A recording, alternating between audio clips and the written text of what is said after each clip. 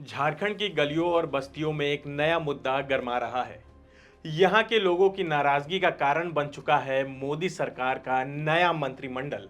दरअसल झारखंड के कुर्मी समुदाय से आने वाले किसी भी सांसद को इस बार केंद्रीय मंत्रिमंडल में कोई भी जगह नहीं मिली है। हालांकि झारखंड में कुर्मी समाज की आबादी भी काफी है और चुनाव में भी उनका वोट बेहद मायने रखता है। जमशेदपुर से लगातार 3 बार जीतने वाले भाजपा के विद्युत बरण महतो और गिरिडीह से मुसलसल 2 बार जीत का परचम लहराने वाले आसू के चंद्र प्रकाश चौधरी, इन दोनों में से किसी को भी मंत्री पद नहीं मिला है। इस वजह से कुर्मी समाज में खासा रोष है। वे अपने आप को ठगा हुआ महसूस कर रहे हैं। कुर्मी विकास मोर्चा के अध्यक्ष शीतल ओहदार ने कहा है कि विद्युत बरण महतो ने जीत की हैट्रिक लगाई है।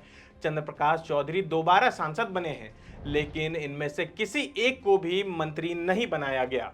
वहीं हम लोग कुर्मी समुदाय को आदिवासी दर्जा देने की लंबे समय से मांग करते आए हैं और भाजपा का समर्थन भी करते रहे हैं, लेकिन इसके बाद भी हमारे समाज के नेता को मंत्री नहीं बनाया गया। इसलिए समाज में नाराजगी है। तो नमस्कार, मेरा नाम है आसिफ असरार और आप देख रहे हैं the fourth pillar. Giridih Lok Sabha क्षेत्र से दूसरी बार चुनाव जीतकर सांसद बने चंद्र प्रकाश चौधरी के भी नाराज होने की खबर आई थी।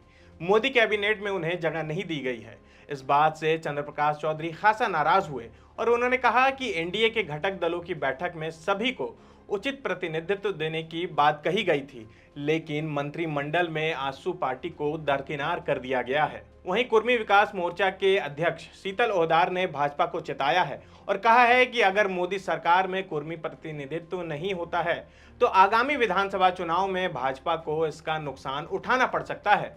वह आगे क्या कहते हैं, आइए जानते हैं। रांची में 65% भाजपा को वोट मिला था, जमशेदपुर में 80%, हजारीबाग में 45% और धनबाद में 60% से ज्यादा भाजपा को वोट हासिल हुए थे। यहां से अंदाजा लगाया जा सकता है कि गिरिडीह में सिर्फ 15% कुर्मी वोट आसू को ही मिले होंगे। आइए अब जानते हैं कि कौन कौन से सीट पर कुर्मी वोटरों का प्रभाव है। लोकसभा चुनाव के अलावा कुर्मी वोटरों का असर झारखंड की कई विधानसभा सीटों पर भी पड़ता है। ओहदार के मुताबिक प्रदेश की करीब 32 से 35 विधानसभा सीटों पर कुर्मी समाज का प्रभाव है। कुछ सीटें जैसे ईचागढ़, सिल्ली, रामगढ़, मांडू, गोमिया और डुमरी पर तो 75% से अधिक कुर्मी वोटर हैं। इसके अलावा बागमारा, टुंडी, घाटशिला, बहरागोड़ा, जुगसलाई, चंदन क्यारी, बड़कागांव, बेरमो, बगोदर, सिंदरी, गोड्डा, पोड़ैयाहाट, महागामा, तमाड़, खरसावा, चक्रधरपुर सीट पर हार और जीत तय करने में कुर्मी वोटरों की अहम भूमिका होती है। जबकि मनोहरपुर, सरायकेला, कांके, खिजरी, चतरा और सिमरिया में भी 30% से ज्यादा कुर्मी वोटर है। कुर्मी संगठनों के मुताबिक सिंहभूम में भाजपा प्रत्याशी की हार का कारण कुर्मी वोट का बंटवारा रहा। यहाँ झामुमो और जेबी केसेस यानी कि जयराम महतो की पार्टी में वोट बंट गया। इस पूरे प्रकरण में आसू के प्रदेश अध्यक्ष देवशरण भगत कहते हैं कि मंत्रिमंडल में शामिल न होने के बावजूद उनका भरोसा अभी भी नरेंद्र मोदी पर बना हुआ है। भगत का मानना है कि झारखंड में आगामी विधानसभा चुनावों पर ध्यान देने की जरूरत है। उन्होंने कहा कि हमें विधानसभा चुनाव पर फोकस करना चाहिए। इसके लिए भाजपा और आसू को मिलकर रणनीति बनाने की जरूरत है। दूसरी ओर झामुमो भी इस मसले को हवा दे रही है। पार्टी महासचिव सुप्रियो भट्टाचार्य ने कहा कि झारखंड की माटी के पुत्रों को केंद्रीय मंत्रिमंडल में जगह नहीं मिली। उन्होंने आसू पर भी निशाना साधा और कहा कि उसे भी ठेंगा दिखा दिया गया।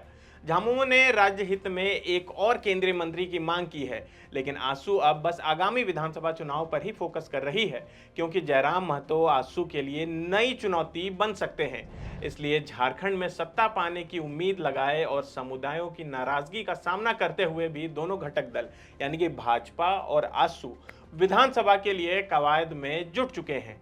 तो फिलहाल इस वीडियो में इतना ही। आप देखते रहिए द फोर्थ पिलर। कैमरे के पीछे हैं अतुल, मनीष और नीरज। धन्यवाद।